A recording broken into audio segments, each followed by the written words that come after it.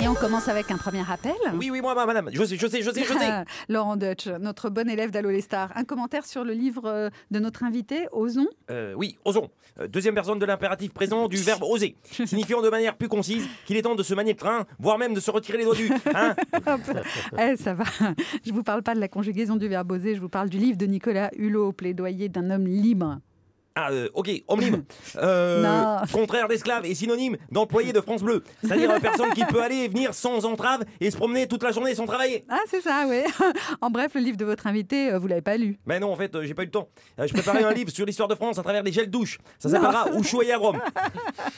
Comment voulez-vous qu'après ça, je vous passe pas un savon? Allez, appel suivant.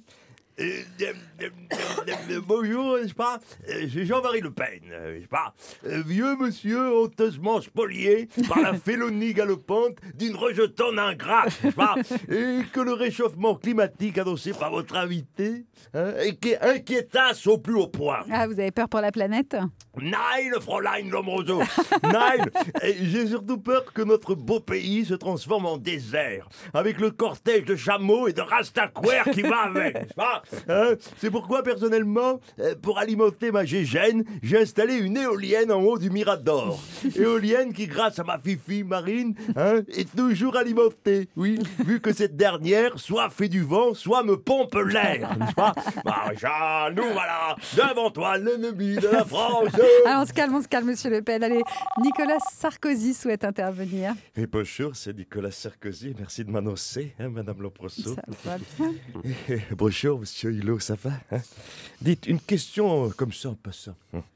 Étant donné que 34% des Français comptent voter pour vous, si vous présentez au présidentiel, ça vous dirait pas de convoler en juste noces? Avec qui? Avec moi, cette bonne blague. Comme ça, une fois marié, il abandonne son nom. Fini Nicolas Hulot. Il s'appelle Nicolas Sarkozy. Il se présente, il est élu. Après, entre époux, on s'arrange. Moi, je fais son boulot et lui, il repart faire de la pirogue en Amazonie.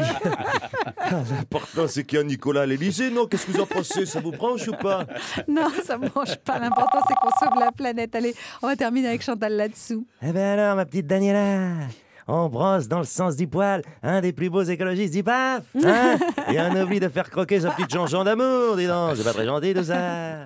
D'autant que j'avais des questions à lui poser au petit Hulot. Je suis inquiète, moi. À quel sujet, Chantal? Mais si on combat le réchauffement climatique, qu'est-ce que je vais devenir, Quand je rentre dans une pièce, la température monte de minimum 10 degrés, Un seul regard et le pire des icebergs, je te le transforme en flaque humaine. Certains prétendent même que je serai la principale source de pollution nocturne de la planète.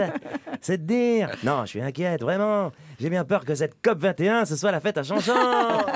Allez, rassurez-vous, la fête à Chanchon, c'est tous les midis sur France Bleu grâce à Thierry Garcia qu'on retrouvera évidemment lundi à partir de 12h30 et puis dans le best-of samedi et dimanche.